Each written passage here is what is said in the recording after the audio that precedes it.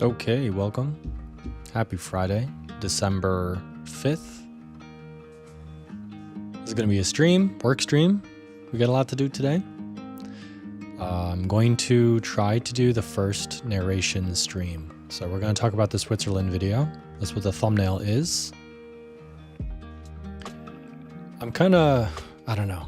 It's like a little overwhelming to figure out exactly what I want to do with those videos. Do I make a hiking guide? Do I just leave the VOD as is with chapters? Do I take the transcription and then make a narration video?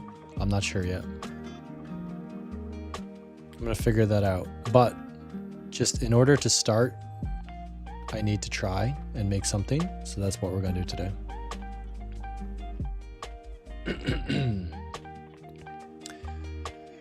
Okay.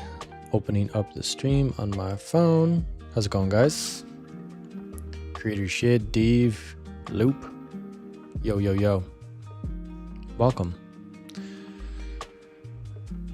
Feedback on the last stream. People were happy, mainly about the Google Sites. So I guess I'll update you on that first. Also, the music might be loud, so let me know. I'm going to turn it down a little bit. I'm gonna turn the music down just a little. Hi, Salim.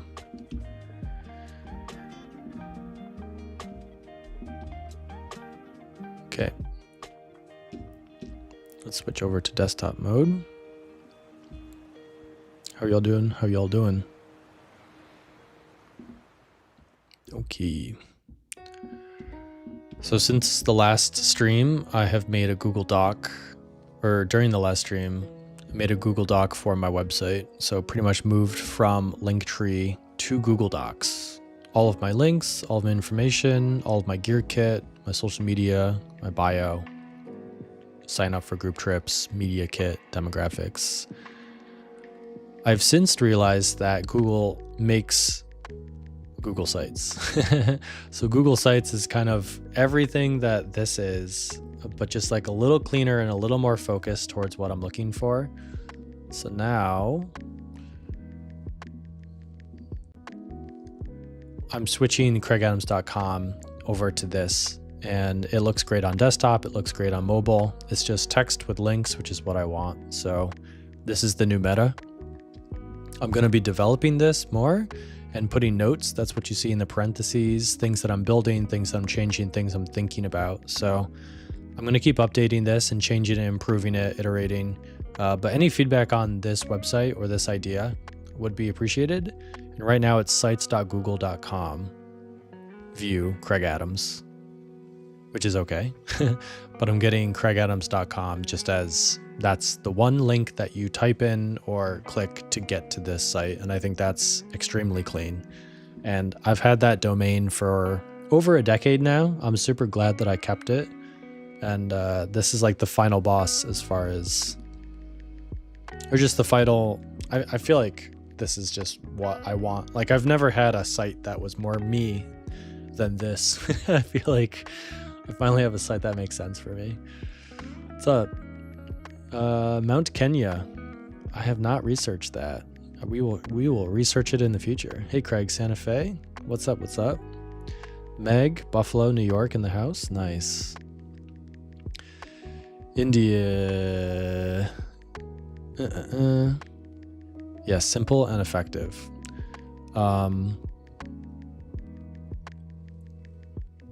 I have Google Analytics set up so I can have some statistics for people who view, engagement, and whatnot, but it's ultra minimal. Other than that, it was kind of funny seeing for the Google Docs when people would show up, like how many people were viewing it at the same time, and then people could see like my updates. But yeah, we're switching away from that.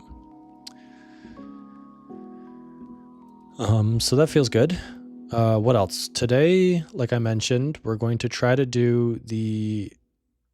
watch this and go through and tell the full story, show the behind the scenes, and just pretty much record a hiking guide, a behind the scenes, a breakdown. I'm nervous because it seems like a lot of work. It's a long video.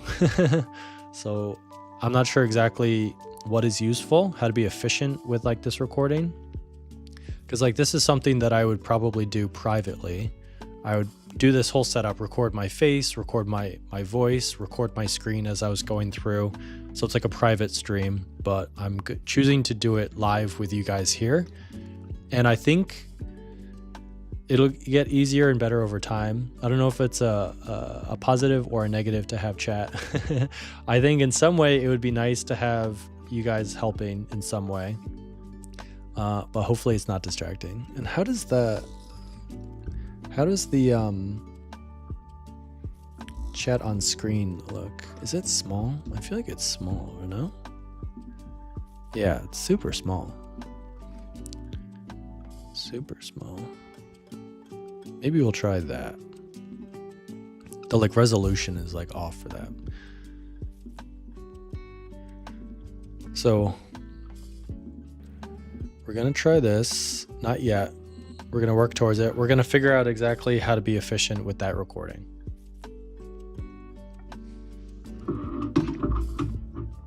First, let's get some coffee. Why moved from Linktree? I just think there was too much going on with Linktree. It was better than like a Squarespace or a big website, but it just wasn't quite Craig and what I'm looking for. I'm really looking for like ultra minimal. Just the idea of having just like text and links, like no images, just like what's the most efficient, simple form of a website. And like Linktree was getting there, but this is even more Linktree-esque than Linktree. So, and it, like I've known about Google Sites for a while. It was in my face. I just didn't, make the connection. I'm not sure if it works yet. Let's see. CraigAdams.com. Yeah, it's still migrating the DNS records and whatnot. Hey, Therism, a 12-month member. Welcome back to the gang. You may have noticed memberships is back. And people are slowly realizing it. I haven't marketed it or let anyone know. Slowly people are coming back to membership. Noticing the members only videos. That's probably the major driver for people noticing and realizing that memberships is back. So welcome, buddy. So excited to catch a live stream surprise this morning. Nice. Yes. I could schedule them, and I probably will if I have something like specific. Like I almost scheduled this one because I know it's like I have to do the commentary for Switzerland. It's like an event, a thing that I'm doing, but I just didn't. Like getting into the rhythm of knowing when I'll stream, but also it's kind of nice doing it randomly. And I just stream when I need to stream. Like I know it's a Friday morning. Who's watching a live stream Friday morning? But what does it matter? Like what matters is I'm working on my computer. I stream when I work on my computer. This is it. So true. Laura, do you have an idea of a future group hike? Let's add it. See, this is why I love this minimal website idea. Like I can just add it right here as I'm thinking about it right now. And in parentheses, I have should develop this section more. Can you see it? Yeah, you can see it. My face isn't covering it. For 2016, I'm thinking group hiking trip on the Tour du Mont Blanc in the Alps. Let's put that in parentheses. That's a thought. It's not concrete yet. I think that would be midsummer.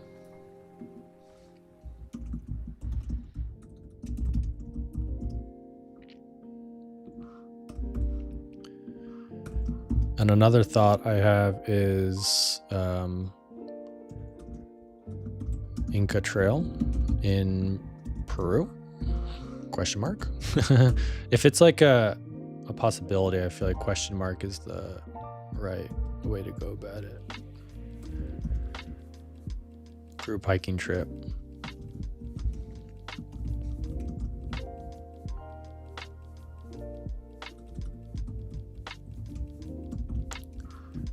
And then maybe a trail run. Group trail run in Eastern Europe, maybe? I don't know. And then maybe I'd like to do a larger group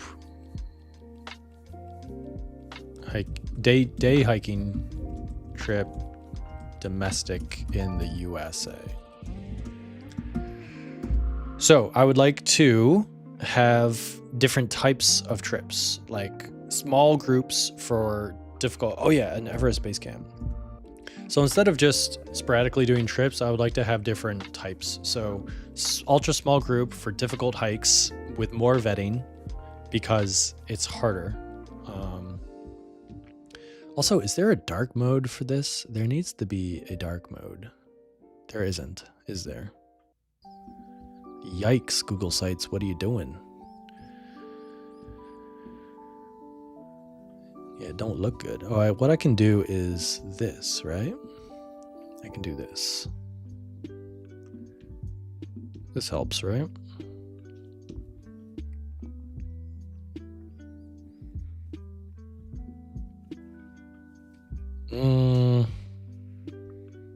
See, we still have like issues with the text. I need to figure out the text on screen. Maybe bottom again? Like we had it down here before, but let's go chat box.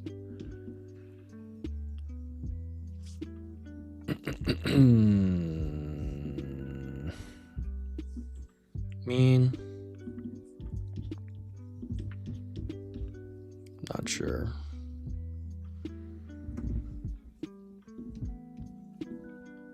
Not so sure about that. I mean, it doesn't matter, but I'd like to get it right and then just fix it. What Ludwig does is he puts a black background, opaque behind it, and I think that might be the way to go, but we'll see. And then I can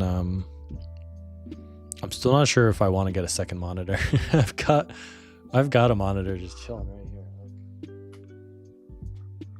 here. I've got a monitor. I just I'm trying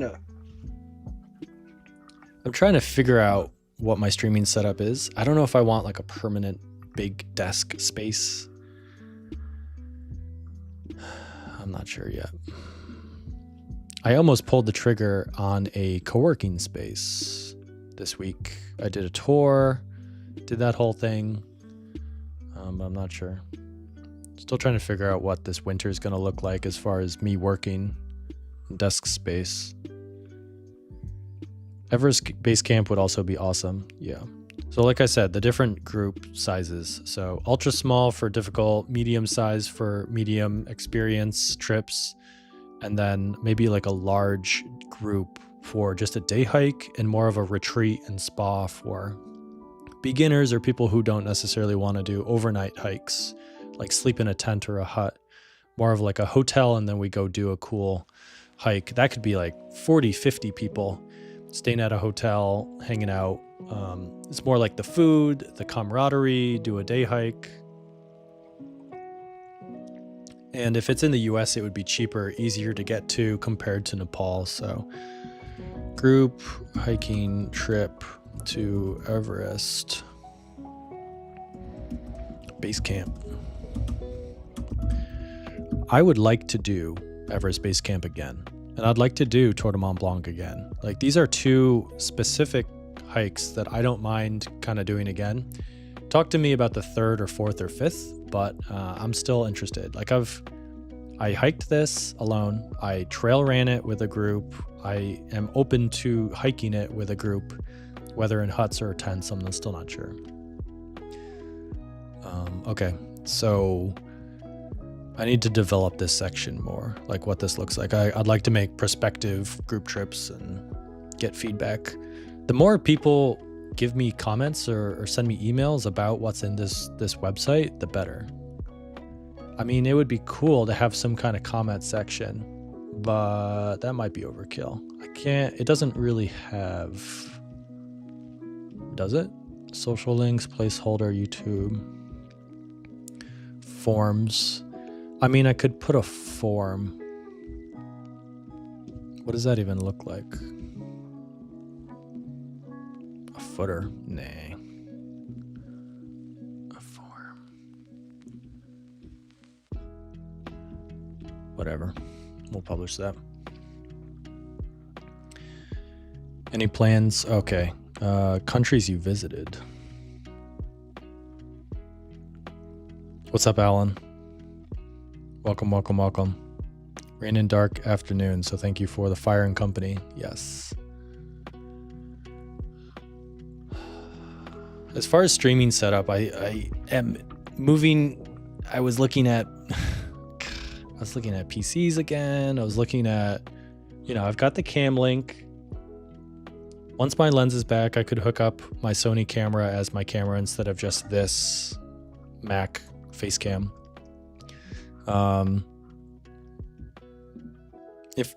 If I decide on staying here for the winter and working here, I can build out a larger kit and have a more professional stream. But if I do the co-working space, it's I need to be like mobile, so I'd be streaming in like the phone booths. Here, let's see. What's the name of it? Industrious. So this was the office that I was thinking. Here, let's just boost this up. So I live in Brooklyn, and there's 2 spaces near me, which is awesome. It's like I'm really fortunate to have this really close to me. And I almost pulled the trigger. Like I did the tour, I looked at the space. It would be fun, but I feel like it's just cheaper and easier just to work here. And I've got Sasha here. I have control of audio. So I don't it would probably be about $1,500 for me to be here for 6 months. And I'd have access to the common spaces and the phone rooms. I'm not sure though. Not sure. Okay. I think we need to do some moderation. I think we're going to hide this user from the channel. Virus is gone. Bye-bye. You have been permabanned for spamming messages. Congrats. Anti-Seth joining for the Friday vibes while I push out a software release. Awesome. What are you working on, bud?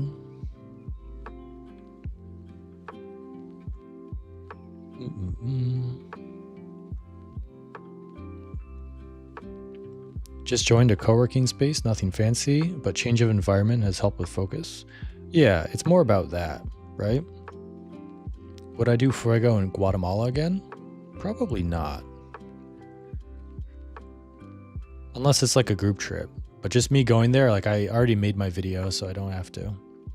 Why don't I post more on Instagram, Insta or TikTok? Yeah, my bandwidth is kind of just like taken up with the overall strategy and the main videos. There's a lot of potential for making more shorts, and that's where I would like to get help. And I believe I write that down here. So yeah, there's a section on my website for things I need help with. And one of them is shorts video editing, thumbnail designs, hiking guide, behind the scenes articles, assistant filmmaker while traveling. And I just need to develop this section, what it looks like and how people can use this in some way. I don't know. I've been talking to editors for years now. It's just really hard to find the right person, figure out how to incentivize them and make it happen. So yeah.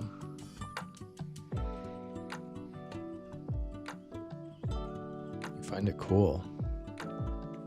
Want to solo hike Alaska? Any tips? I guess tips would just be for a specific hike. Like I've only hiked in Alaska once, so what do I know? Like, I don't know. Other than like the general advice you get from my videos, like it's hard for me to prescribe anything. So stay safe, have fun, keep it easy, build upon success. Don't get in over your head. Bears, lots of bears, I would say. Bring back casual, Craig. Miss your live streams and podcasts. Rainy feels. Correct. We back. We back. Okay. What else? Yeah, just been like researching other YouTube channels, streamers, and like what videos they make versus like how do they keep their VODs. And like Ludwig. Ludwig is someone I've watched for a while, and he is interesting in the fact that he does the same thing that I do, or I do the same thing that he does, is he streams on YouTube and Twitch and then just leaves the VOD up and then creates highlights from those as uploads and then does in real life just events and then has a filmmaker kind of follow him doing a thing and then stamps like publishes that as like an event video. So this would be an example of like my travel video. So if I, instead of going to race cars with other creators, like me going on a hike with other creators and then having an assistant filmmaker follow me, we would make one video from that, and that's the idea. That's what we'll do in the future. Yeah.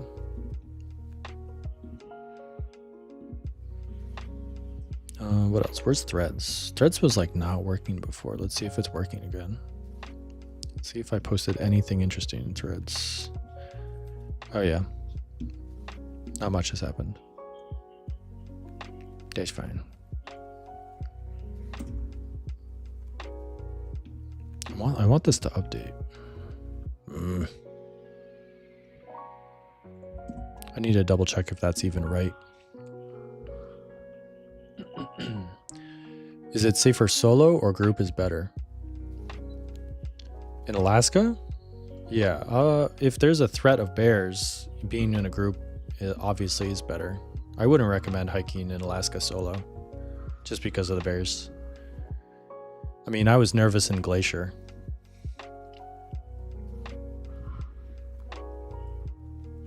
Yeah, I need to like, okay, I can probably just like make a shape, right? A color block, correct. Color block will be, what's the hex number for black?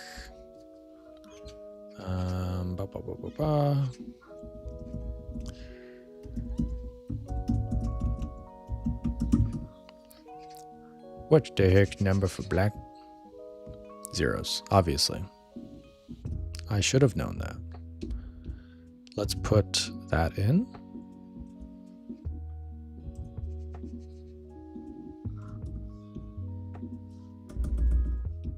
Oh, they have a color picker. Okay. I can do opacity as well. Let's do like that maybe. Let's try it up here and let's make it much smaller. So height would be 200. And then chat box would just go right on top.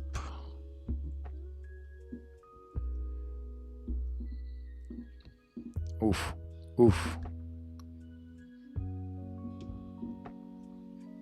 I mean, I don't love it.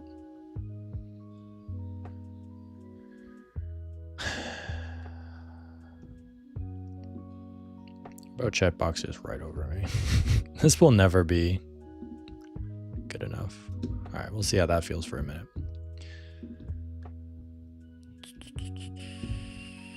Okay. Hey from Ireland, favorite hike in New Zealand. Planning a trip. I only know what I've done, and out of the handful that I did, we've got Brewster, Milford, Rootburn, Kepler, Restart. Restart was the best, but if I go back to New Zealand, I would definitely try to do a traverse across the southern or northern island. I would want to just connect as many as I can and just live a lot cheaper, or I would do a road trip.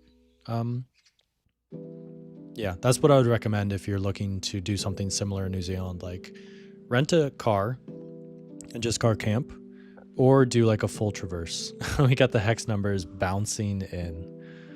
Thanks. You should do the Manaslu circuit in Nepal.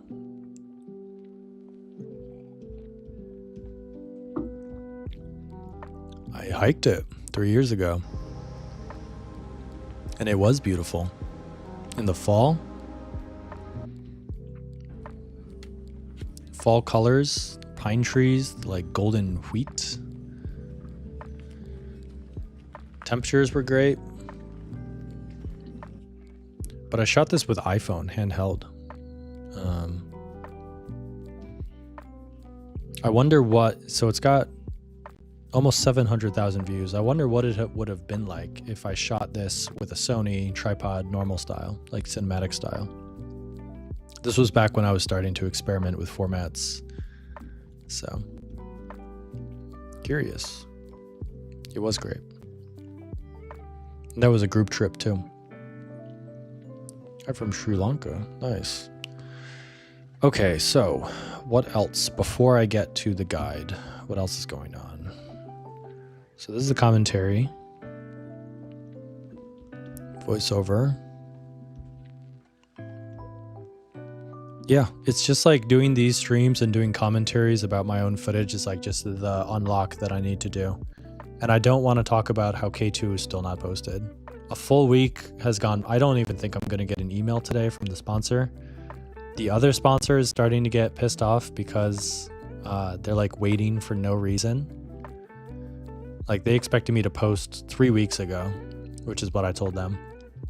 And it's frustrating for them to know that they're waiting for another sponsor to greenlight it before the video goes live. So it's like, frustrating.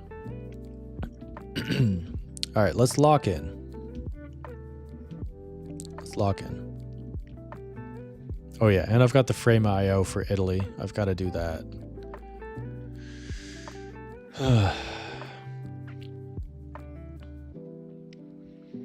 All right. I did a bunch of research for like how to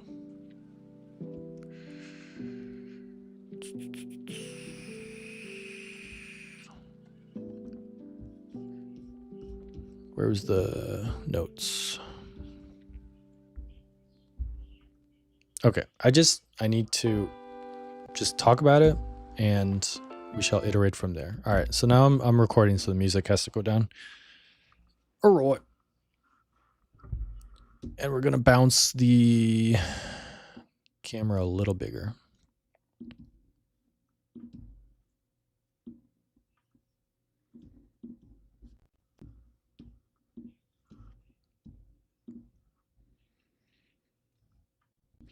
All right, let's figure out what this is going to be. So I'm going to go through and watch this video. I'm going to talk about the entire trip, and this live stream will live as a VOD, but that's like low value. It just lives as an archive. The real value of doing this would be the transcript.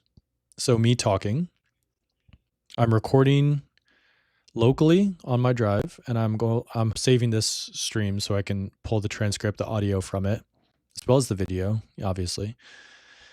And it will be where would it live? What I hope to do is take this footage of this video and use that and match it to a commentary, similar to the Kyrgyzstan video, just talking about the experience. So I need to speak in that way. Like from first person, this is what I did, this is where we went, this is how many miles we hiked, this is what it was like. I can do that. There will be a lot of gaps, so it's like a lot of editing.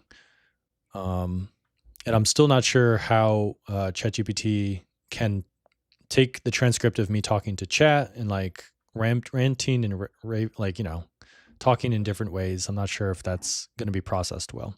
Still not sure. This is a test. I need to like remind myself that it doesn't have to be perfect. I just need to do it, and we'll iterate from there. Because this is what I'm going to replicate a lot. I'm going to go through and rewatch, give full commentaries behind the scenes for almost all the videos. It's the potential for that. And then what I'm also thinking of doing is uploading. Where's a good example?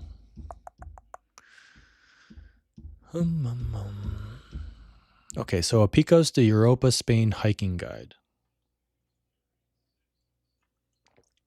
This is a 52-minute recording of me doing what I'm doing right now.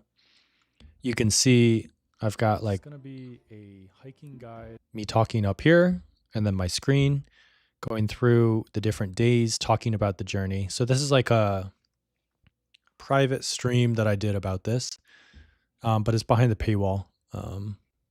So I've been trying this idea in different ways for a while now. Okay. Tim.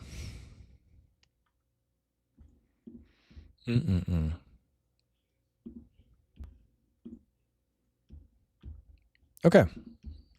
So what's important to know about this video? This is going to be a hiking guide behind the scenes of hiking 100 miles on the Haute route in Switzerland. The cinematic video is on YouTube. It's about 50, almost an hour long, with the guide and behind the scenes at the end. But in the future, I hope to do these cinematic videos and then just end it right at the end. And all of this guide and behind the scenes section where I'm talking, I hope to be on stream. I hope to do it live like I'm doing right now, and then export a hiking guide, use the transcript to make a narrative video. We'll see how that goes in the future.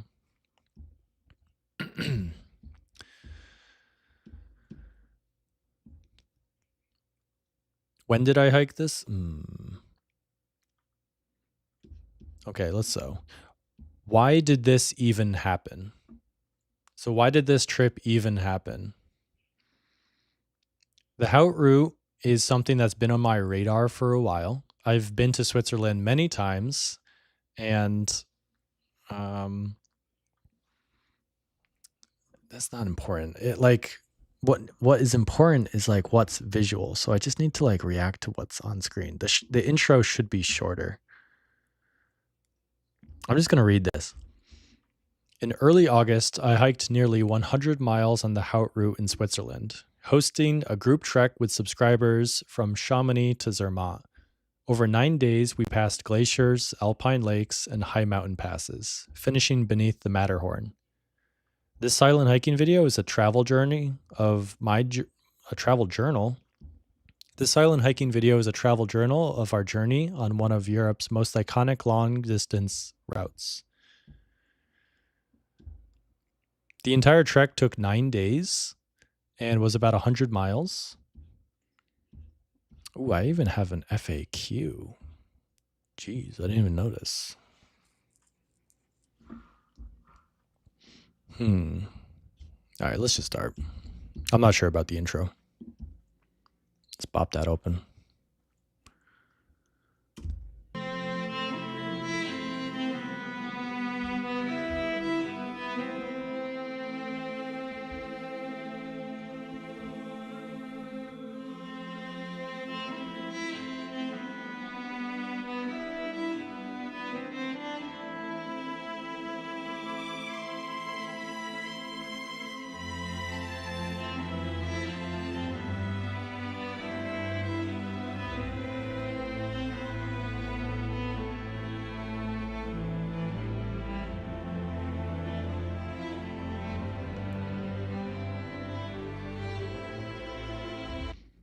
So this first 40 seconds is just like a mini intro. It's almost like the entire trip cut into a quick montage of the best clips, chronological, just to give a sense, because there's a huge drop off from people who click a video.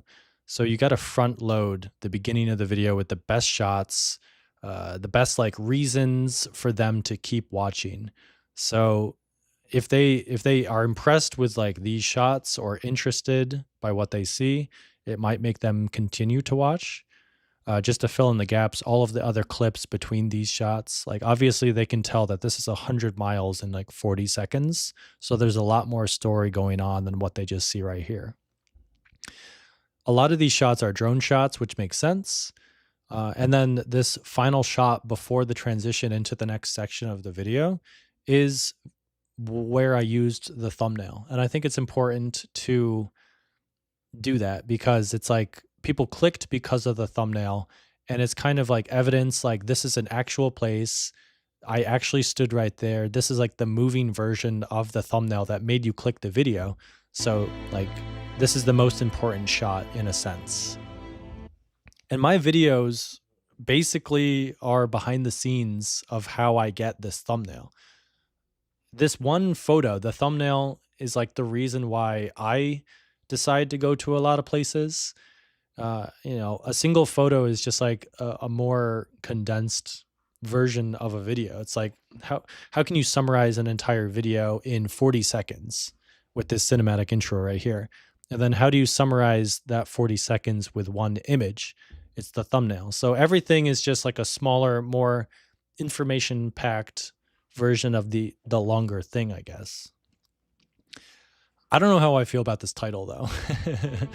I go back and forth on whether I should use titles in these videos. And I think with the cinematic version, now that I am exporting all these different formats, I feel like I should keep this version text and title free. I think it kind of ruins it a little bit. And this 40-second intro also has its own music. So it's just its own like very cinematic, very over the top kind of violin piano. And yes, I'm using music bed for my backing tracks. And real quick, let's bop over. Oh, can I Google sites, visit Craig Adams. Ugh, I can't even access my own website.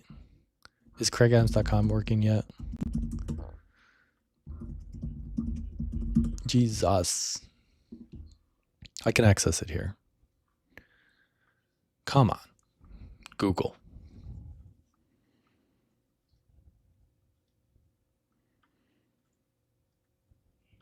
There we go. That was a good intro. That's good. I feel good about that. Where is it? Right here. I've got an affiliate link for MusicBed. I've used a lot of the different websites for music licensing. Oh, come on. Why can I not access? Give me the publish site. So what did I type wrong? Google? No, sites.google.com. That's what I didn't do. Okay. I've got a whole little page for MusicBed. This is my main when it comes to music licensing. So they made me a whole little page, which is fun. It's cute. It's quaint. Got like a little quote that I use ChatGPT to make. And I get a cut every time someone signs up with this 14-day free trial. So if you want to check them out. I'm talking to them right now about ads for the winter. So we're going back and forth negotiating 2 or 3 MusicBed ads over the next 3 months, which I've worked with them before. So that would be a pleasure. I think it would fit because I'm using MusicBed music for every video that I would be doing ads for on. So makes sense. Okay. Do you know what thumbnail you will use when you're hiking?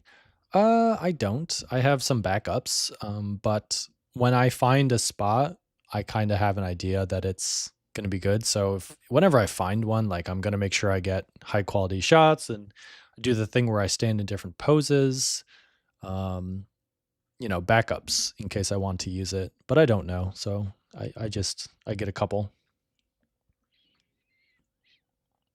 Website's working here. Nice. It's maybe it's just like not refreshing. So you're saying craigadams.com takes you to the Google Doc, or does it take you to the website? Because if you can confirm that it takes you to the website that I was just looking at, that is helpful to me. So let me know. Yeah.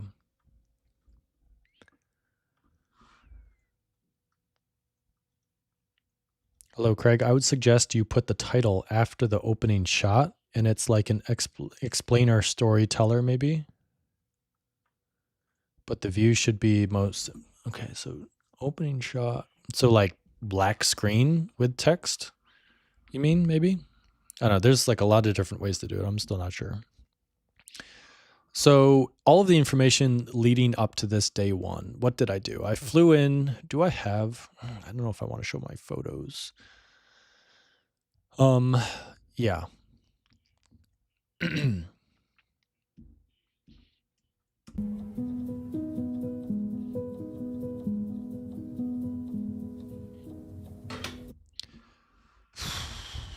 Yeah, what? Like, it's almost like I need the Final Cut file for this, so I can like go back and forth and scrub and whatnot.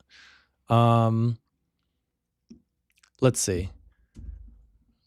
What's useful? I just need to like tell the story. God, it's so hard to do this. Should I talk about why the trip happened? This was a group trip, and wow, this is like really difficult. It's hard to like write the script in real time. I've been to Chamonix, France a bunch of times to do hikes in the area. This time I was flying in with a group trip. I wasn't flying in though. Never mind. Our trip started in Chamonix, France, and it's a beautiful little town nestled into the mountains. I took a train or a bus from Geneva after flying in. And it's nice to like start eating the Swiss food and ride the trains and buses. And then as soon as you get to Chamonix, it's just like a very outdoorsy town. The hotel we stayed at was nice. It was definitely the nicest hotel that we stayed in for the entire trip, so it was a good start. I was packing light. I had my big Patagonia roller. I think it's 100 liter. And then I had my hiking backpack. We left our luggage at the lobby in the hotel because they would bring that or store it for us and bring it to us at the end in Zermatt, actually. Yeah. So we would see this luggage at the end of the trip. It was a rainy day, and it's never fun to start a trip with rain and clouds and bad views. So I had my umbrella. Ironically, this was the only time I used my umbrella for the entire trip, and I carried it the whole time. So silly.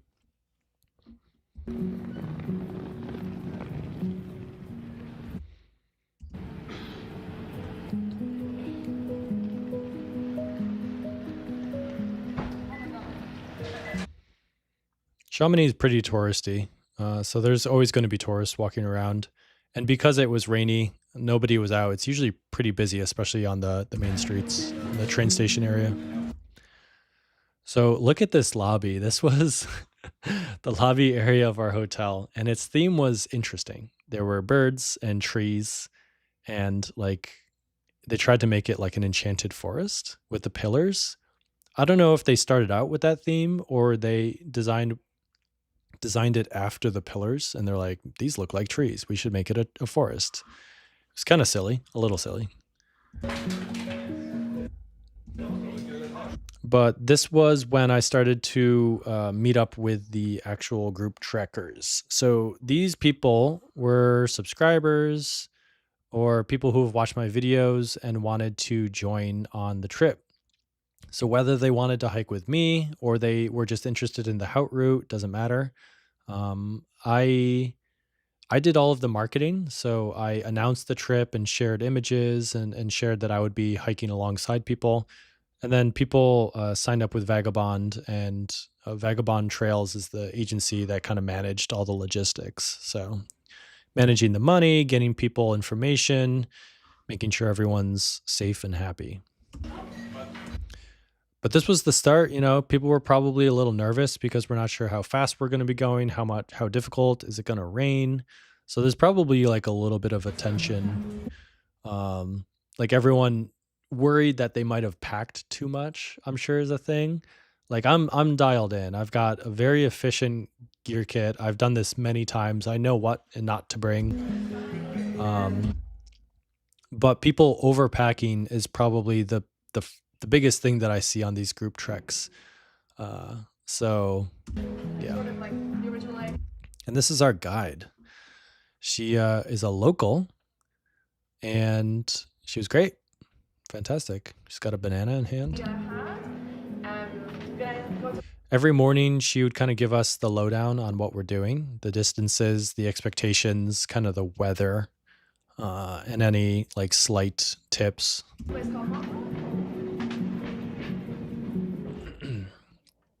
There's a train going through town, which can be dangerous. But yeah, it's like this first day is so funny because everyone's got their packs, everyone's got their hiking gear, everyone's got their hats. We're just all hiking together. Everyone's kind of in a line, everyone's close. Compared to the end of the trek, this is like the tightest that we hike, Like everyone's still kind of learning each other's names. It's funny seeing the dynamic of these group treks after I've done a bunch of them. So this trek was interesting because when I do things solo, I typically am a completionist. I hike and step the entire route, start to finish. I don't miss anything, and I kind of go out of my way. I know, Aurora. Yeah, you're in it. Aurora, Amy is one of the people in this video. So, yay! Thank you for hiking with me and meeting you. What was I saying? Oh yeah, this trek was interesting because we were taking some public transport and taxis and cogways and trams to connect the hike a little bit. And when I'm hiking alone, that's not my vibe. But with a group trek, it kind of makes sense. And after I looked at what we were skipping, it didn't look fun. So there's really no reason to do hiking that isn't fun when we have huts, especially. Like it's just much nicer to get to the hut where people can take showers, they can access their stuff, and just like change clothes and eat food and buy drinks and relax, compared to just hiking through towns and hiking next to roads and whatnot. It's not as fun. So we jumped on a bus and got out of Chamonix a little bit instead of hiking. I don't know how much it saved us, but here, let me pull up the all trails. So I've got activity recordings for all of these days. So it gives you a bird's eye view of what we did. So this day one was about 10 miles. And I wish there was a dark mode for all trails. Let's see. Okay, yeah, you can see Chamonix is right here. And instead of hiking all the way to here, we took a bus and started right here. So you could picture, you could go up into the mountains and hike across. You could go in the valley along the road, kind of on like a side path to get to this Mont Rock area. But we just kind of bypassed it because it's a little boring, which is fine. The thing about the Haute route is that I'm saying it wrong. It's like, I don't care. It's the Haute route to me. Is that I don't know if there's like an official route. You can kind of pick your pick your route a little bit. There's a lot of alternatives. And sometimes you have to pick alternatives because there's like rock slides or broken sections of trail. So it doesn't really matter at the end of the day. Like I said, when I'm solo, I'm a completionist. I'm trying to walk every inch of the official route. But for this, in a group trek and in Europe, it doesn't really matter as much when there's so many different options for alternatives and routes. Yes, it was challenging, but so much fun, Aurora says. I'm glad you have the all trails because my watch died like every day.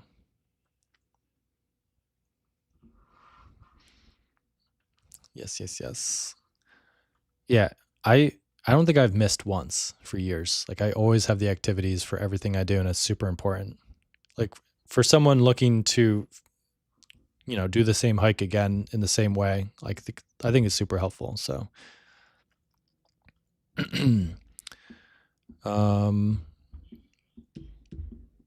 so yeah, 10 miles, and we did a big ascent, dipped down a little bit, went back up, and then down all the way to Triant.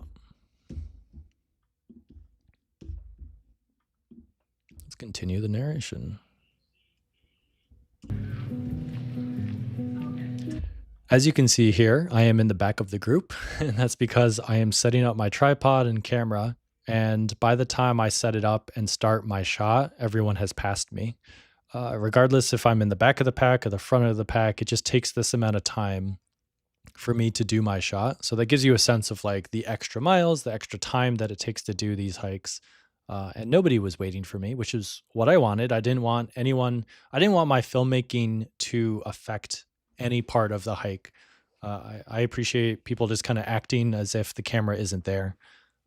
Like it would be so silly if I like directed them as actors for the hike, which is something I could have done. I could have been like, stop, everybody, I'm about to take a shot. Take 10 steps backwards. I set up the shot and then I go to the front or wherever and then I go, action. That would be ridiculous. But yeah, we're going up, we're passing huts. I'm in the back of the pack again because I'm getting my shots.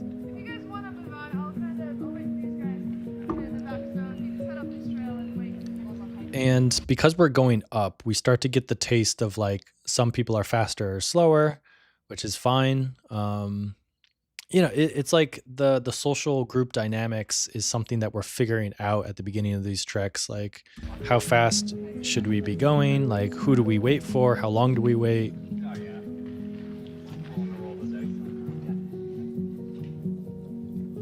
And it can be frustrating if you're fast and you want to go fast. Oh, there were wild berries everywhere, which is nice. In the summer earlier, I think there's more strawberries, but like these, I think there's like raspberries or blackberries or something. They were delicious.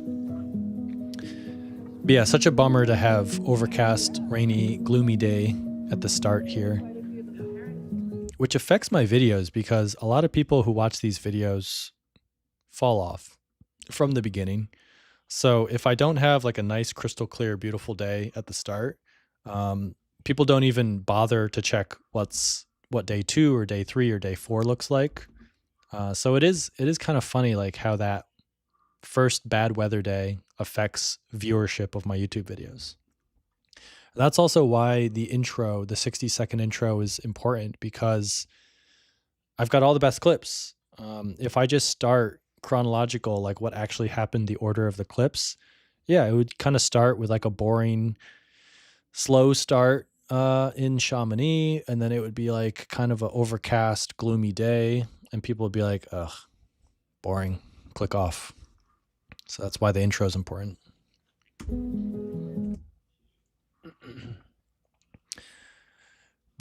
I've done this hike with my wife a few years ago, and she made a silent hiking video from our hike inspired by your videos. Nice. I love hearing that. Dang, I thought the overcast made it so pretty that day. I know, right? I like it. There's like a healthy amount of clouds. Especially for the drone shots that are coming up, having the low clouds kind of moving through is nice. but there's just nothing in the background. So this is cool if there's something in the background and like clear skies or more dramatic clouds. This was just a little too overcast. If I'm hiking, I don't necessarily mind this. Like I kind of like not getting burned by the sun. I like cooler temperatures. A little bit of rain doesn't scare me as long as it's not like windy. But for video, it's just a different story. Because I can picture what these shots would have looked like if there were fewer or better clouds. Yeah, and also like the background is overblown or blown out, and all of this is in shade, so it's just not ideal. And out of all, like I took a bunch of drone shots, if you remember. I only got like 2 workable ones with this in the background popping out with the blue skies with some sunlight on the peak here. Yeah, like I took a lot to get that shot, and the efficiency would have been better if the weather was different. Overcast never makes me click anyway, maybe because I live in Seattle, where it always overcast.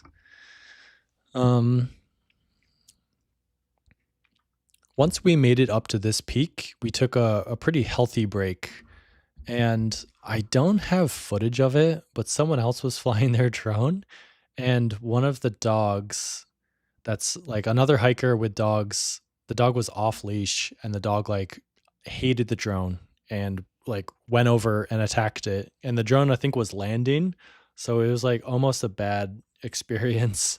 Like the drones, if you've ever used them before, you know they're pretty dangerous with the blades. Like they're spinning and they're sharp. So if you get nicked even in a small amount, like it's a bloody affair. And it could be dangerous if it hits the wrong area. So it's like, would not have been good if the dog got bloodied by a drone. 1, dogs on trail. 2, dogs off leash on trail. 3, drones. A lot of issues. So.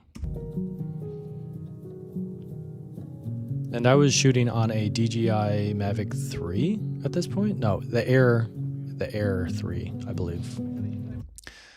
This lunch slapped. So we carried up a ton of groceries, as you can see, and everyone was kind of trying to eat as much as they can because that meant they had to carry less stuff because we divvied it up.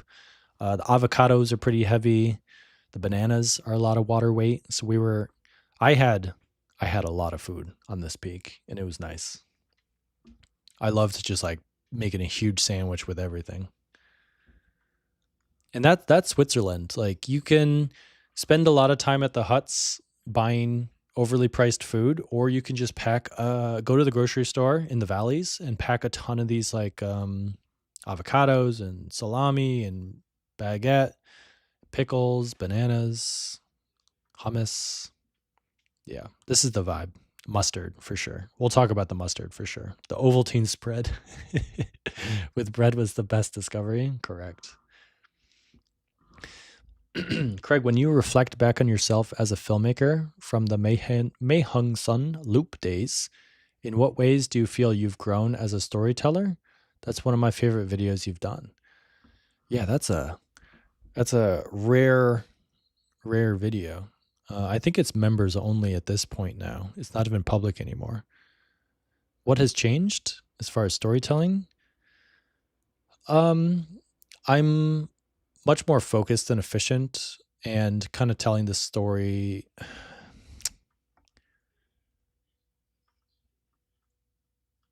Yeah, that was more like documenting myself. I don't like it, it's a very different, like when I look back on that trip through me driving a scooter, whatever, like 200 kilometers or whatever through Thailand, northern Thailand, I had no idea what I was doing. I didn't do any research of like where I was riding and what things I might want to see, like what was the reason for me going to these different places.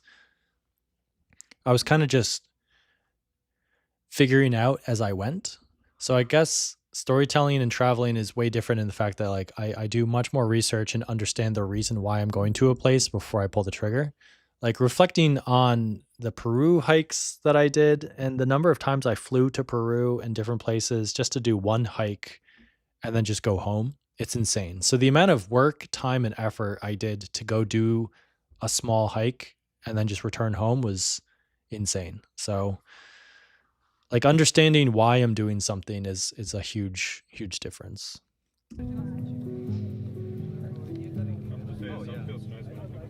Yeah, no, that was hilarious. But cooler temperatures, still wearing shorts with the windbreaker just because of the slight breeze up there. It was pleasant. It was nice. I like the cooler temperatures when I can wear layers and not sweat. It's fantastic. So I was happy. It was a nice time up on that peak. And you can see in the distance, I believe this is Mont Blanc. So this is the view that I was trying to get. And the clouds were coming in and out and kind of playing with me a little bit. But you can see the idea here. I've got the foreground, me interacting with other subscribers, eating. I knew the silhouette I would get if I went up there, so that's why I went up there. And then this was like rule of thirds. The reason why I got this shot was I would hope the clouds would part and show Mont Blanc, but barely did. Once again, I shot that for like probably 5, 6, 7 minutes just to get that 6-second clip. The clouds were playing with me. Here's another example of like the lighting, the color, the composition would be so much better if the weather was different. But I just shoot it as it is. It's reality. That's what it was like on that day. There you are, Amy.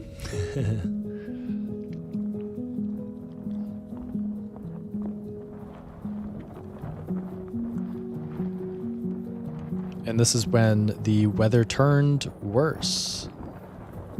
And everyone kind of rushed to escape the rain up to this hut.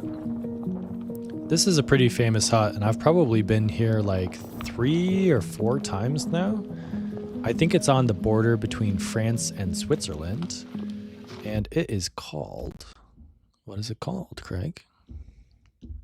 There's the Refuge de Col de Baume. If I butcher any names, I don't care. But because of the weather, because of the popularity of this hut, it was slammed. Everybody's trying to escape the rain. Everyone's trying to get warm. It was stuffy inside. My lens immediately fogged up.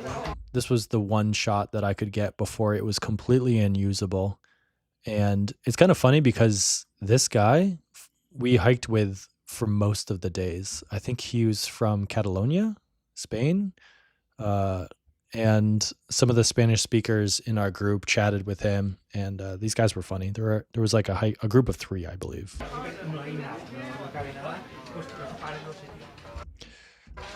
And the weather got better immediately, almost like 5 or 10 minutes after that shot, it cleared up. It's kind of amazing how quickly it cleared up. And this view is beautiful. Once again, like it sucks because Mont Blanc is hidden by the clouds, but having blue skies, nice. Having some light to bring up the saturation of the grass here is great. There's a little bit of snow from the glacier areas. And I've stood in this spot so many times. Why is it so low res? Are you guys seeing that? Should I bump up the quality?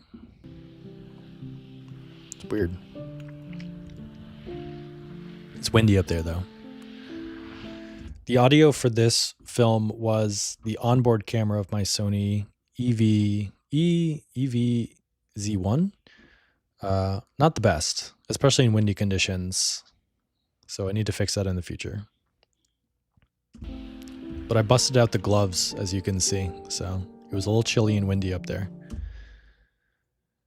I believe I took this from like maybe right here. So I put the drone up and then started hiking down as I was filming. And I'm getting much better at multitasking while flying the drone. The Spanish dudes, yes, that's what they are, yes.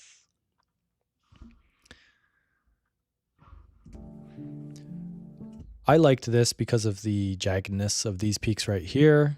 We've got that as a subject in the middle. We've got this as a subject. I like the framing of this leading down. So it's like a nice triangle right here of this with the trail. I love the drone shots where you can see the trail where we're hiking. But there's like, foreground, midground, background. So it's a good shot. This was not where we were hiking. We were going down here. So contextually, this shot doesn't really make sense. It just kind of looks pretty, but it can be confusing. You might be thinking as a viewer like, oh, they're going up here next, but it's not really what's happening. So not the best shot. That's where we're going, zigzagging down. I guess everything else is gonna be able.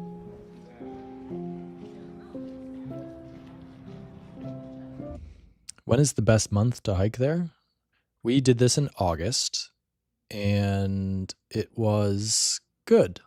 It was a little quieter, but summer, probably, right? If you're prepared to deal with the heat, yeah, summer.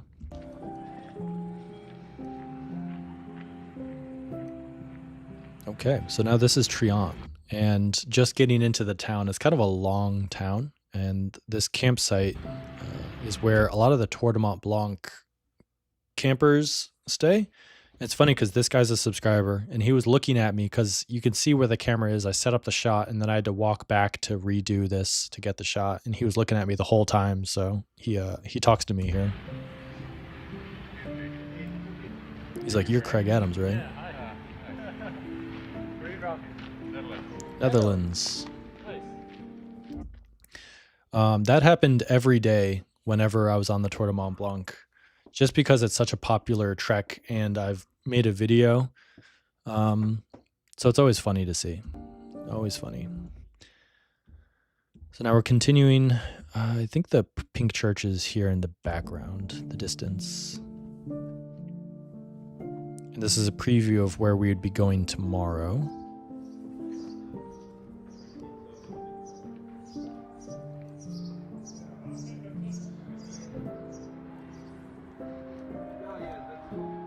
This pink church is very beautiful and fun to shoot. Oh, it's a Diablo. I had a Diablo, bro. Did you? They put some good effort into maintaining the flowers and the flags around it because they know people are going there to take photos. So it's always nice to stop by. What's it called?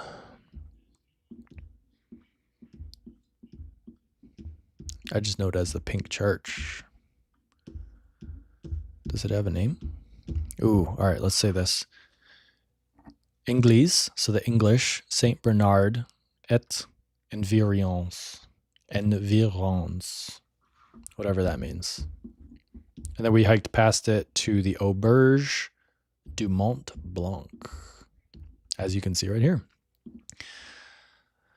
So the more detail, the better. Whenever I can do the exposition for what a location is, like the signage here, that's a win-win. So I've got us arriving here. This is the end of our day. We've got like the characters. We've got the name of the place. People like this quickly tells you that we're spending the night here, you know.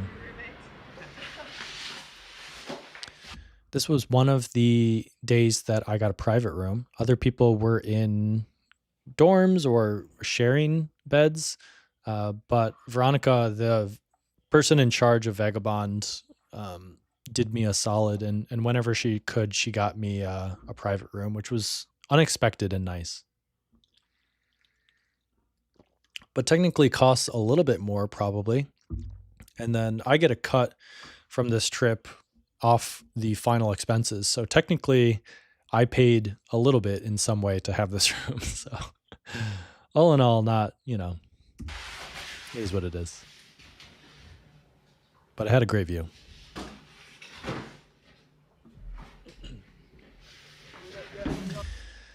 That is a 35-liter backpack, a Hyperlight. And I had everything for this trip in it. So I had one change of clothes for when I arrived at the huts. And I would keep that sweat-free and clean-ish, you know, pretty clean. I would change into Crocs and I would change my shirt. Changing the shirt is the biggest thing because that's where I sweat the most. Eventually, the shoes and the socks are just atrocious, but the shirt, you can't be chilling with other people around you after hiking for 9 days in the same shirt. And plus, it's nice to hike and not worry about sweating. So it's good to have at least a shirt to change into. But there were towels for showering, but I'm going to be honest, I didn't shower once on this entire trek. uh, yeah, not once. I dipped my feet and legs in streams and rivers a bunch, but yeah, I didn't take a single shower. Other people were taking showers, but it's just not my vibe. What do you feel when someone notices you? It's nice because it is a in your face real life example of knowing the impact that you've made. The numbers kind of get lost on you. The digital scale of things kind of gets lost. It's hard to like understand what 100,000 views actually means. But when you see people going on the same trek and sharing the video with you, or doing a trek and then noticing that there are other people there because of the video or subscribers, it hits a little differently.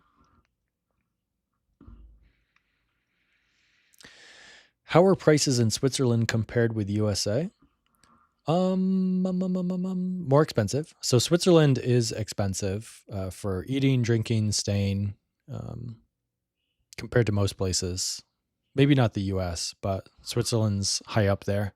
But for this trek, other than like beer, I didn't really have to think about prices because everything was included. And that's like the nice thing about these treks. A lot of it you don't have to worry about. So.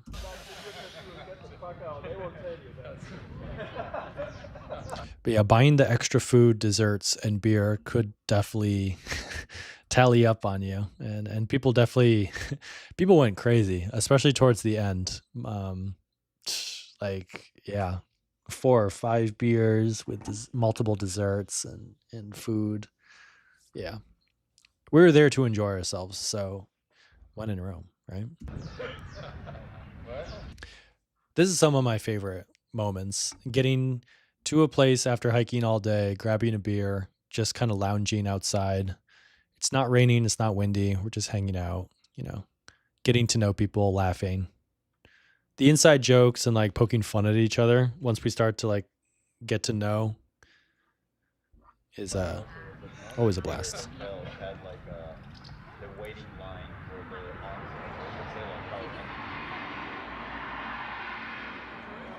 Yeah, this is the view from the room.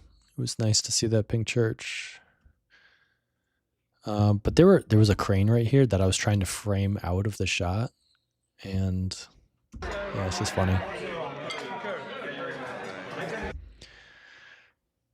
The dinners were all included on the trip, and they were always like a big event because the huts have to make the dinner for all of the people staying. And I'm pretty sure all of the huts that we stayed at were booked solid. So every seat was full in the dining rooms, and it was always a lot of work to rush out the food and drinks all at that moment for dinner. So we had potatoes and cheese.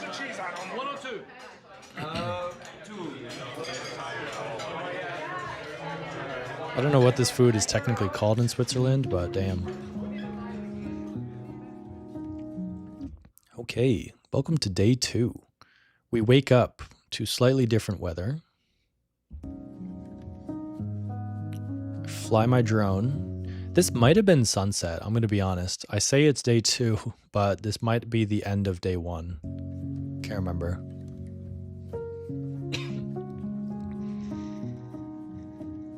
I was happy about getting some mountains in the distance, even though it was like super overcast. I had to put my drone up really high up. Swiss fondue, yes. So let's take a look at day 2. What are we going to be doing today?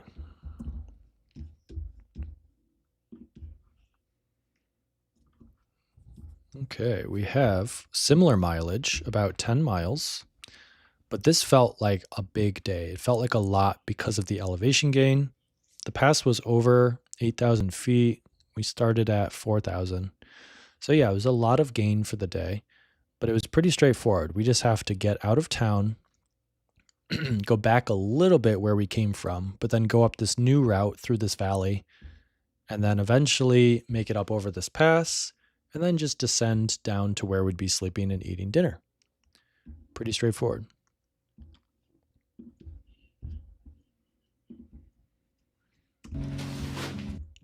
Let's see. I've got a banana, I think, banana peel in that cup back there. Just a little bit of trash. Usually I would if I make trash, I bring it with me, but this was like a hotel in a town with roads, so they can keep my trash. He died and came back to life that day. Okay, so this is what the weather looked like when I woke up. Yeah, so I kind of lied a little bit with the title there. And like I said, I'm still not sure if I want to put the day 1, day 2 on screen. I don't think I should. The chapters are good for people knowing the sections of the days and whatnot, but if people watch it on TV, you don't really see the chapters. So I can't think of the last time that I watched YouTube on TV and like looked at the chapters or descriptions. So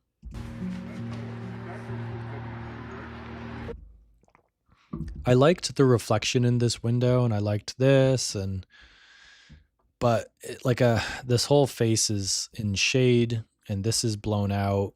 Like, it just, lighting wise, this isn't ideal. It's not the best shot. This is a little better, but it's the same idea. It's like underexposed to show the morning. This is blown out. This is underexposed, but No, but that's social security. I was feeling strong. I'm good. I'm used to hiking multiple days in a row, but I think some people this day and then obviously further down the road were like super sore and tired and not used to hiking big days, day after day after day after day. And I've done, this was pretty tame mileage and elevation gain for me. I was just kind of relaxing and just going with the flow, which is what I sign up for group trips. It's not me going solo crazy speed. But whatever I'm doing, if I get a solid night's sleep, I am reset completely for the next morning. I'm just not sore. I'm ready to go. How many km on average did you do per day? So 100 miles over 9 days. That's like just over 10 miles per day, right? And then the km would be more, so maybe 15, 16, 17, I don't know.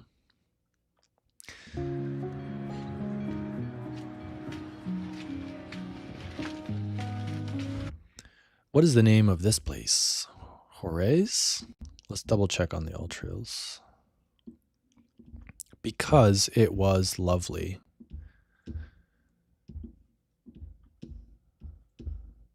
I think it was here. I might be on Google Maps, but on All Trails, Refuge Le Pute is the location of this place. That's like what this building is. And this little nook sold delicious foods, and I recommend that you check it out because it was lovely. And it was just outside the campground. So obviously got a lot of campground customers.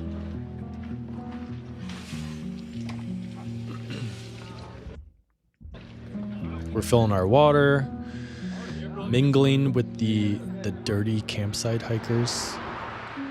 Don't they know we just came from a hut?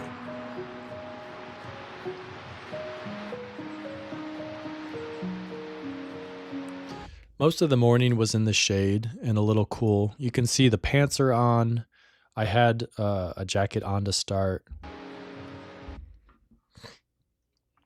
But then eventually we popped out into the sun and things got a bit hotter.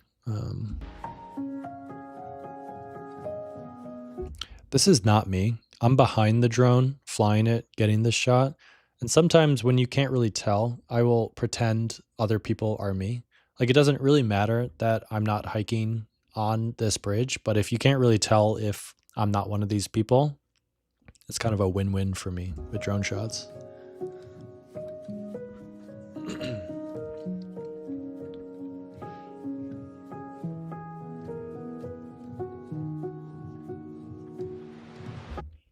So yeah, a subject shot for the bridge, which is interesting, and then a wider revealing shot going around these close trees. It's good to have foreground and background to kind of show, one, where we're going.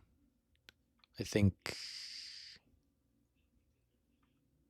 up here, or maybe here. Maybe here. I don't know. Yeah, and the glacier. So this place had awesome tarts. I believe I took a shot. Yeah, it was a little boring going up the switchbacks through this forest. It was, overcast and not that interesting. Where I started to take photos here after the bridge, you could have more views and the sunlight was out, so that's when I started. Like with these videos, there's whole sections where I don't really get any footage if it's low and not interesting. But the tarts were at this place. And on all trails, I take these photos, so it's very easy to understand that. Totally worth it. It's nice to sit in the sun, take a break.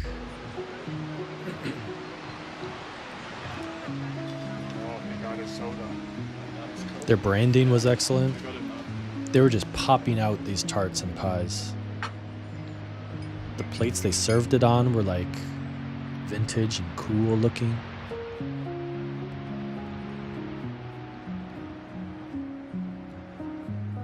Okay, if you can notice, the AirPods are in. So that means two things. I'm a little bored. So the music helps. I like having music. I'm listening to music probably. And two, I'm probably spaced out from the group right now. So I typically don't listen to music or have AirPods in when I'm with other people. Usually I'm like more social. But if I'm by myself and a little bored, I'm going to pop the AirPods in. So.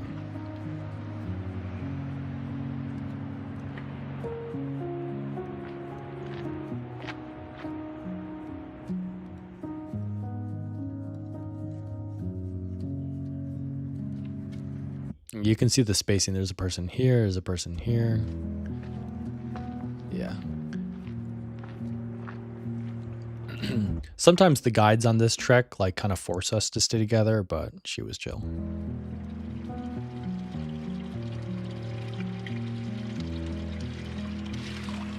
This is the Be Free 0.6 liter, and I recently lost it, so I got a new one. They have like an updated version, but I'm gonna miss this like blue polka dotted version that they used to make. I think you could drink that water, but I filter everything. It's a no-brainer to have a filter bladder like this. Like it's just game over. There's no better way to drink water on trail hiking. It's the best way to do it.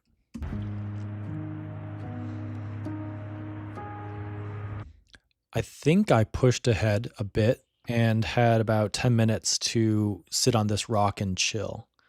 Yeah. And fly the drone. I did have, so between these two shots, I had a crazy woman really lambast me about flying. When I fly in places that have other people around, I try to be respectful and I take off and I land quickly and I get the drone the heck out of Dodge. So anyone near me or near where there might be people, like the noise is a moment and then it goes away. I get my shots and then I come back. But she did not like that I was landing my drone and she could hear it. So a lot of French arguing. It's fine though. It's fine. Oh yeah.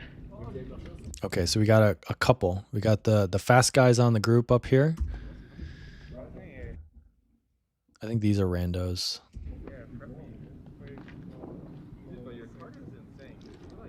And then views of the glacier.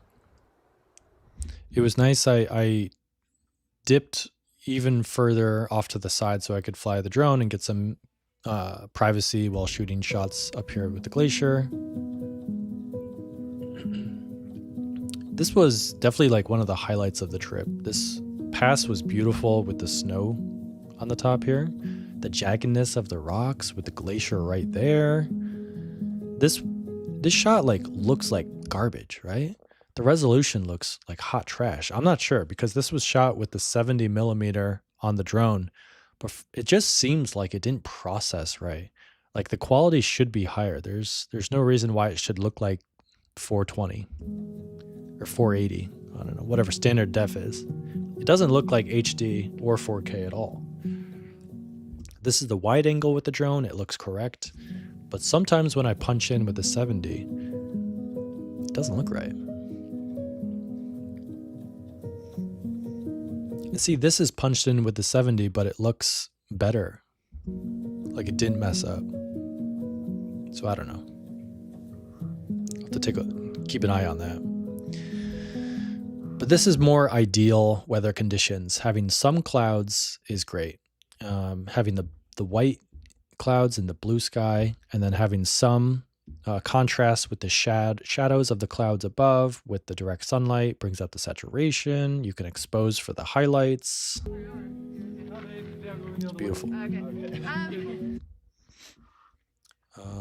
Yeah, and then we kind of waited up there until all the group was assembled, and then we went down the other side and kind of separated again. But the passes were kind of important as like a meeting area because there's really no other, like what could happen in a group trek is that someone who doesn't have all trails on their phone or know where we're going could go on the wrong fork and make a wrong turn and end up, in a bad situation. But the passes were like a bottleneck for everyone. Everyone has to go through this pass. So let's all meet here. Once everyone is safe and accounted for, then we'll descend down the other side and you can kind of go at your own speed. They're really great, obviously. I would really recommend not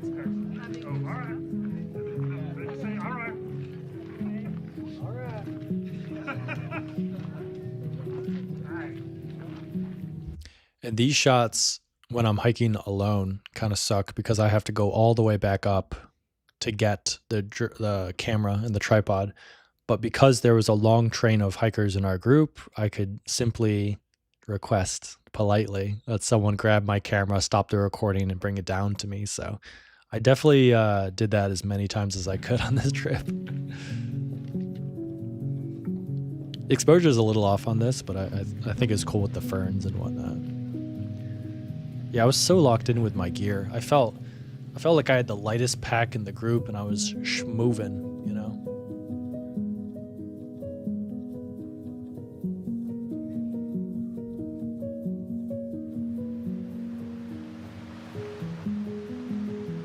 It wasn't too eventful getting down to this hut though.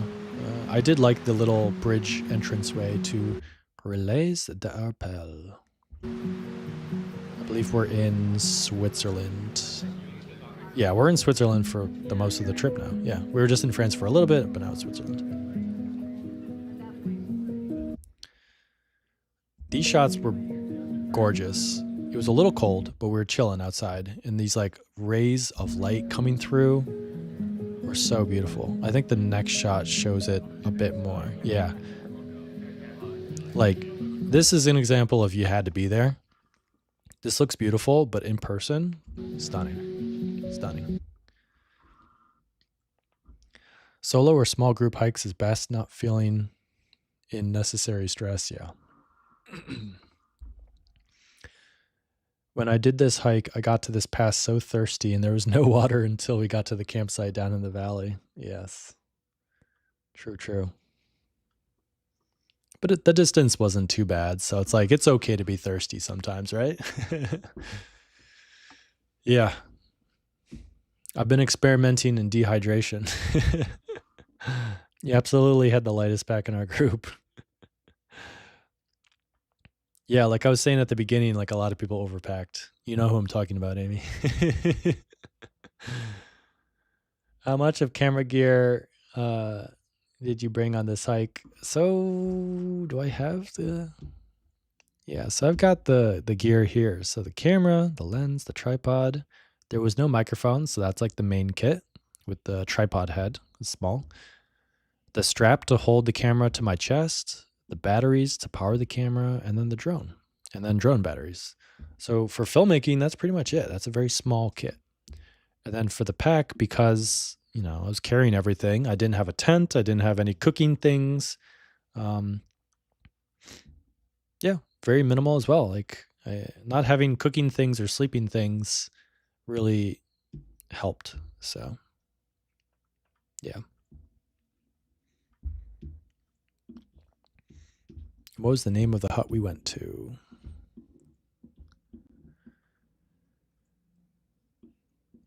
Oh, yeah, we already got that. Relays. Okay. It's just outside of Chamonix. Spoiler. Coming up soon. How much of your weight is film gear versus necessities? Yeah, if I wasn't making a video, I wouldn't have the drone, the camera, the tripod, the batteries.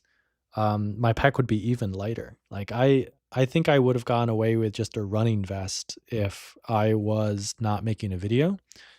So like I say all the time, if I wasn't making a video on these trips, I would be doing trail runs 100%. It would be so much more fun to make it less about sightseeing and more about exercise and trying to complete these trails as quickly as possible. So whether it's fast packing or legit trail running, that's what I would do if I wasn't like a YouTuber making the type of format videos that I'm making. Like I still could make handheld videos with Insta360 or iPhone if I was doing the trail runs.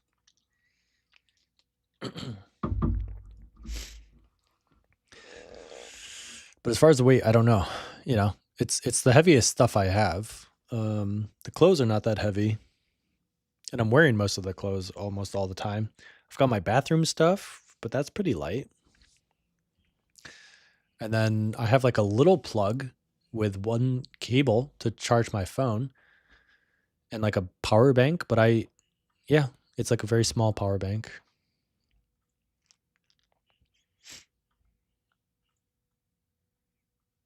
Okay, y'all are shouting out all these places you think I should hike. I appreciate, but we're going to save any future hike research for the future. What I should do is start making a list of people. Like I need to automate recommendations somehow. Like obviously anyone can send me an email being like, you should go hike this trail in southern India, but it's hard to do that now. So thank you.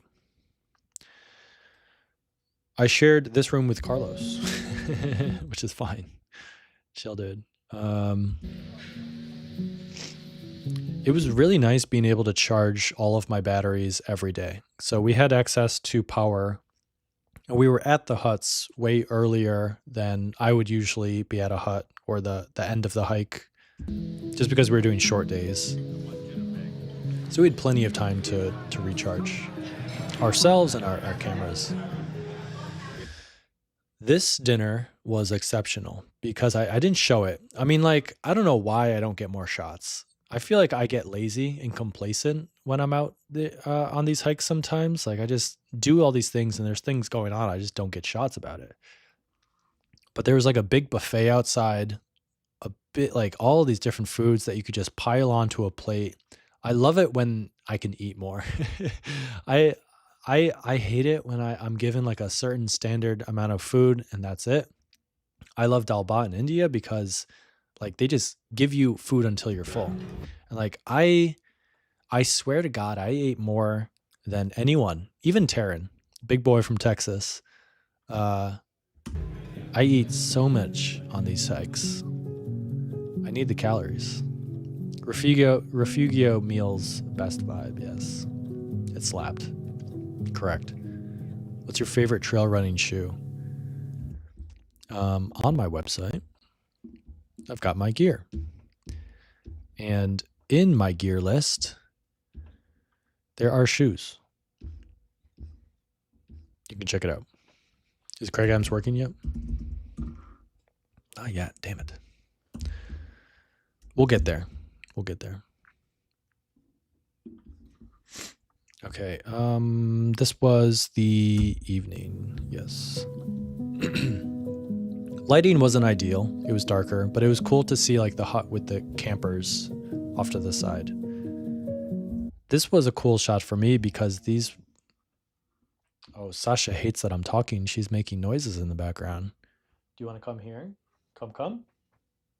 No, she's being annoying. She's annoyed. This is the Dents de Midi, I believe. This is a area that I've hiked. Yeah, so this is like it's like a different name, but this is the lake that Lake Geneva is on. I think it might be Lake Geneva, but I kind of think it's a different name. But yeah, I've hiked around this mountain range, so it's cool to see in the distance.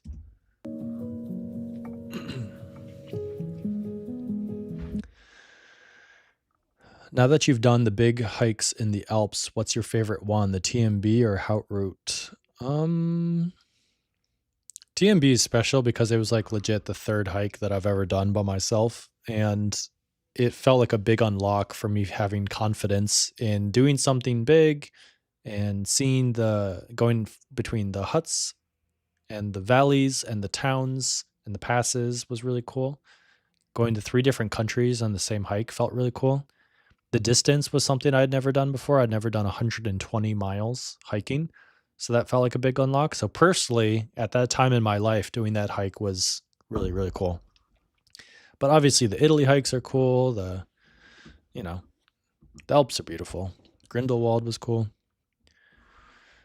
Since you've already been to Central Asia, any mention of going to Georgia? Yes. We shall be planning and researching hikes in the future.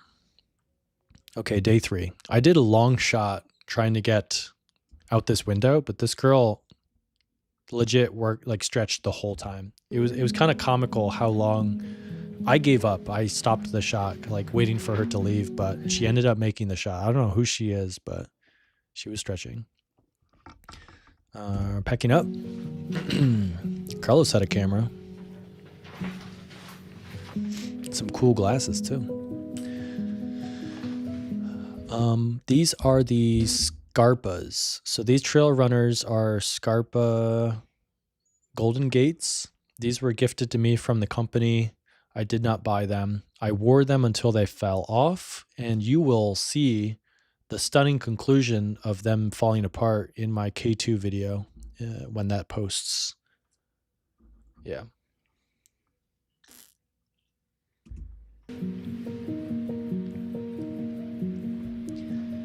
I didn't get any shots, but oh, there's a dog over here. Yeah, some of the campers had dogs in their tents, which was sick. But I didn't have the courage to ask to pet or film them, so sadly they didn't make the video. But they were out there. It'd be so fun to like get to meet a dog who's hiking and camping with people. But right after this shot, there were some subscribers who said hello in the tents, which was nice.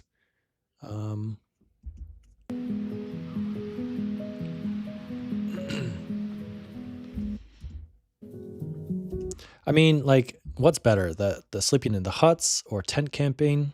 There's definitely, if it's nice weather, I think the tent camping is super fun. And if you're by yourself, I like waking up early and then packing up and heading off on the trail before everyone else is like just waking up. It's such a great feeling. And then, rolling in with no reservation is great. I like the freedom of solo camping with a tent in a situation like this. So I'm still not sure for the group trip of the Tour de Mont Blanc if we're going to do huts or tent, but we'll see.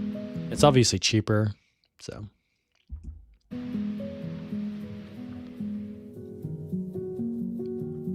Champlac.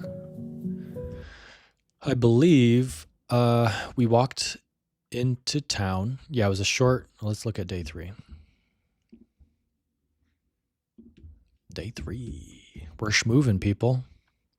We got to do this before my voice gives out. I'm like 5% sick, just coming out of a sickness. So I feel good. That's the end.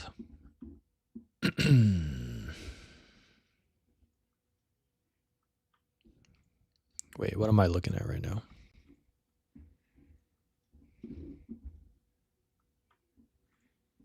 Oh yeah, I didn't record because we took a bus. Okay, so right here. I didn't record. Yeah. So it was a quick walk down. We went from here to here. So this distance we walked.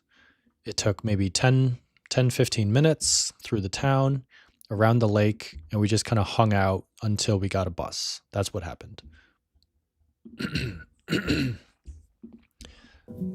But I've been to this town many times. It's still on the Tour de Mont Blanc. I have jumped in this lake many times. Once with Curtis, my brother. Good memes. But to fly these drone shots, all of our group was hanging out right here. And then I went up into the hills to find somewhere nice and quiet out of the way. So no one here could hear my drone.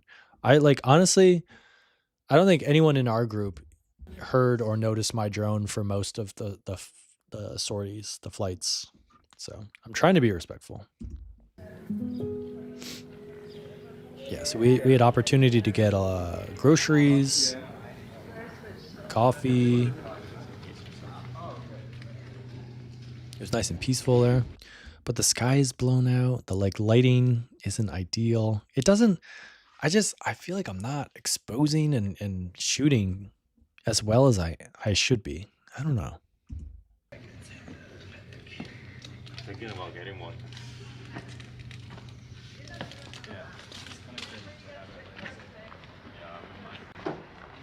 Okay, yeah, so this is us loading up. So we all went into a grocery store to get baguettes. I've got a big baguette here. It's kind of folded into the side of my pack. Everyone got resupply on chocolate and whatnot. I didn't film that. I should have filmed that. I don't know why.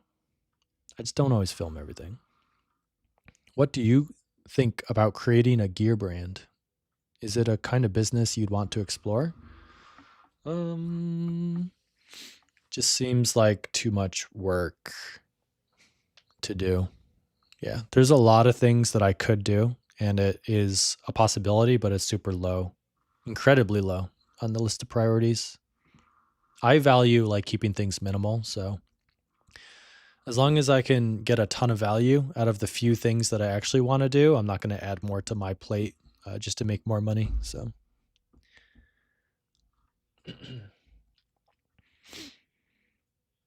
Yep.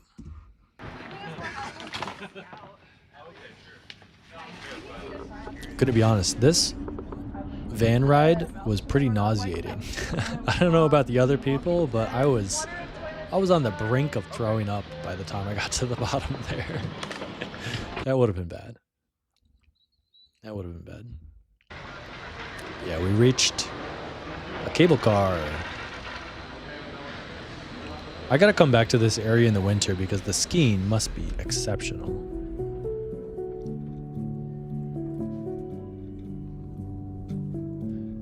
The more I can use music changes to like change the pace, the better. I like this song. I like these shots.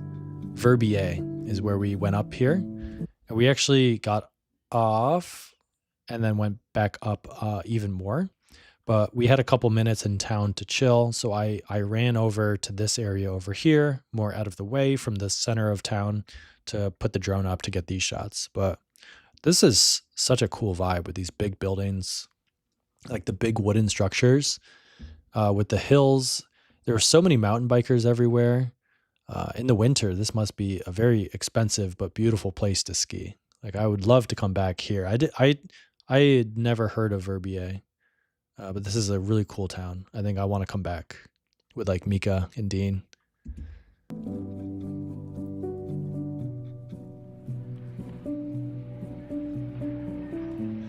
Okay, so let's look on the map to see where we are now. So it can be a little confusing, like with all of these shuttles and cable cars to understand necessarily like where I am, what I'm doing in the video, unless you look at the maps. So I can understand that as a viewer. That's kind of why I like to do the completionist when I hike solo. It's like easier to understand the journey. So we started here, walked down to here, took a bus or a van all the way to here. And then we took this cable car up to Verbier, walked around a little bit, and then took another cable car up to here. I don't know what this area is called. Le Mouton Noir. Noir is black. Mouton is sheep. So the black sheep.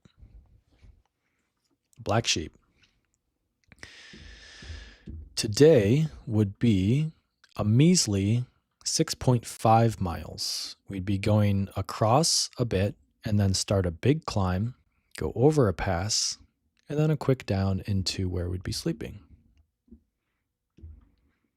The pass is right here, overlooking the lake where we'd be sleeping.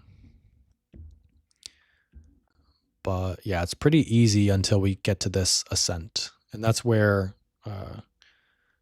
the group kind of spaced out a bit, for sure. Were there other filmmakers in the group who made a video about the experience? Yes. I think he mentioned me. I think an easy way for me to find it is going to community mentions Hans, our Scandinavian friend. A 20-minute video.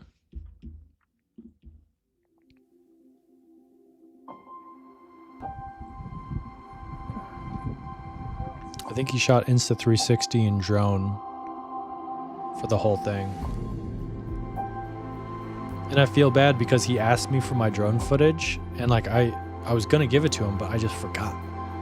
And then I guess he was like politely waiting and didn't remind me. But if he reminded me again, I'd for sure, like, I had it ready. Like, it would have been an easy send, but I just forgot. I feel really bad.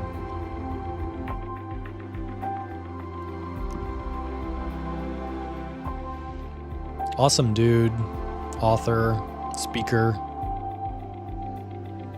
Yeah, it is funny, like, seeing the trip from a different perspective.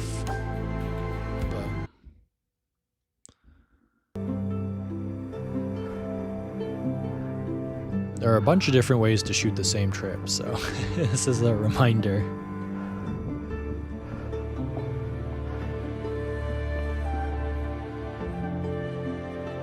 Okay.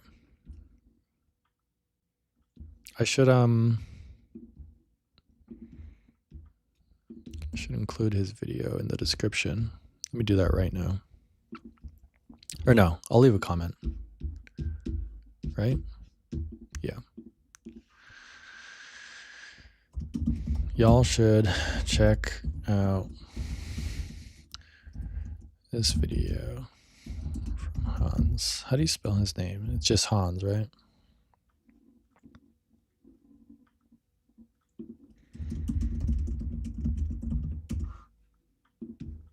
Hans Peter.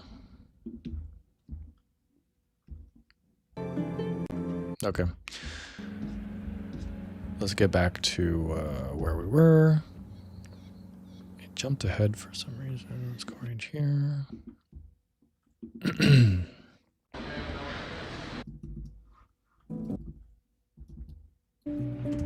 Okay. Yeah, we looked at the map. The map is good. We've got the distance. I love that. Mixing huts and camping. Maybe one hotel in the middle to fully recover. Yeah, I think it's good to get a taste of all the different types of sleeping, but having to carry the tent when you're not using it every day does kind of suck. But if you have a light tent, it's not too bad. It depends on if you're trying to have fun or if you're a filmmaker trying to shoot a video. Yeah, just what type of experience you want to have. That lake looked like an infinity pool, kind of the way the valley dropped off. Yeah, it's a beautiful spot. Nick, finally catching a live working session. Been loving the VODs. Hope you keep doing them, Craig. Nice. Nice, dude. It's 12:30. I technically have about a half an hour before I have to sign off for when Mika has to start making, we make lunch for baby boy comes back with the nanny. So I probably am going to have to split this up. So maybe this would be a good spot. We've been going for a little bit. I'm starting to lose my voice. There's still more to talk about. So I wasn't planning on it, but splitting this recording into 2 live sessions isn't the end of the world. So yeah, we're going to end it right here with midday 3.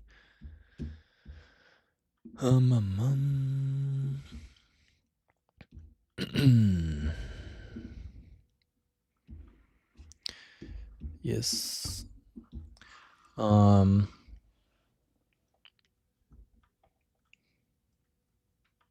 It's nice seeing multiple perspectives of the same experience. Yes, correct.